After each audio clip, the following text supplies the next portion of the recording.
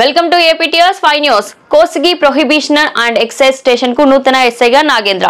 Kosigi prohibition and excise station కు పదోన్నతిపై వచ్చిన నూతన ఎస్ఐను పరిచయం చేసే కార్యక్రమంలో భాగంగా excise and prohibitional circle inspector Bhargavareddy ఈ రోజు ఎక్సైజ్ స్టేషన్ నందు విలేకరుల సమావేశం నిర్వహించారు. కర్నూలు జిల్లా professional and excise deputy commissioner Shrimati Sridevi ఉత్తర్వుల మేరకు కోసిగి స్టేషన్ నందు విధులు నిర్వహిస్తున్న హెడ్ కానిస్టేబుల్ కె నాగరాజు పదోన్నతి పొంది excise and professional sub inspector గా నంద్యాల జిల్లా Banaganapalli prohibition and excise station కు బదిలీ అయ్యారని, అదేవిధంగా నంద్యాల జిల్లా Allagadda excise and prohibition station నందు హెడ్ కానిస్టేబుల్ గా విధులు నిర్వహిస్తున్న కె నాగేంద్ర నూతన ఎక్సైజ్ ప్రొహిబిషన్ ఎస్ఐగా పదోన్నతి పొంది కోసిగి స్టేషన్ కు బదిలీపై రావడం జరిగిందని ఇన్స్పెక్టర్ తెలిపారు. Kosigi prohibition excise station Karnataka border లో ఉన్నందున అక్రమ కర్ణాటక మద్యం అరికట్టడంలో దాడులు ముమ్మరం చేయాలని, అలాగే నవోదయం 2.0 ను విజయవంతం చేయుటకు కష్టపడి పనిచేయాలని ఎక్సైజ్ అని ప్రొహిబిషన్ ఇన్స్పెక్టర్ నూతన ఎస్ఐకి సూచనలు ఇచ్చారు. కర్ణాటక బార్డర్ లో గల కోసిగి ప్రాంతం అక్రమ కర్ణాటక మద్యానికి నిలువుగా ఉన్న విషయం తెలిసినా ఇప్పటికే అధికారులు దాడులు ముమ్మరం చేసి అక్రమ మద్యాన్ని తగ్గించినప్పటికీ అక్కడక్కడ అక్రమ కర్ణాటక మద్య మూలాలు కనిపిస్తూనే ఉన్నాయి.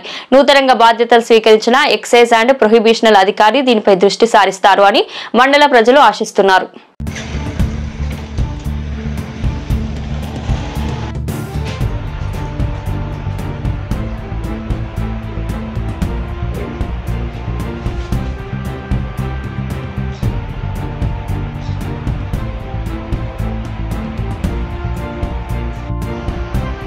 మన Kosigi prohibition and excise station పరిధిలో పనిచేసేటటువంటి K Nagaraju prohibition and excise constable పదోన్నతిపై నంద్యాల జిల్లా బనగానపల్లి ప్రొహిబిషన్ అండ్ ఎక్సైజ్ స్టేషన్కు ట్రాన్స్ఫర్ కావడం జరిగింది. ఆయన నిన్న రిలీవ్ అయ్యి ఈరోజు అక్కడ రిపోర్ట్ చేయడం జరుగుతుంది.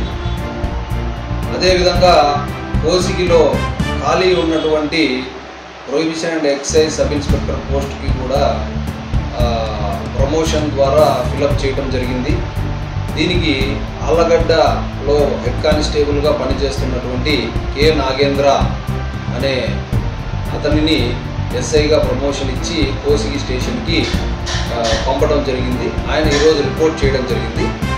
మన దగ్గరికి వచ్చినటువంటి ఎస్ఐ గారికి నేను ఇక్కడ పరిస్థితులు ఏమిటి, బార్డర్లో క్రైమ్ ఎలా ఉంది, దాన్ని ఎలా కంట్రోల్ చేయాలి, అదేవిధంగా నవోదయం అనేటటువంటి 2.0 అనే కార్యక్రమాన్ని విజయవంతంగా ఏ విధంగా ముందరికి తీసుకుపోవాలి, ఎన్ని గ్రామాలు నేర ప్రవృత్తి కలిగినటువంటివి ఉన్నాయి, వాటన్నిటి మీద మంచి అవగాహన తెచ్చుకొని ప్రభుత్వం నిర్దేశించిన లక్ష్యాలన్నింటినీ కూడా ఎప్పటికప్పుడు విజయవంతంగా ముందుకు తీసుకు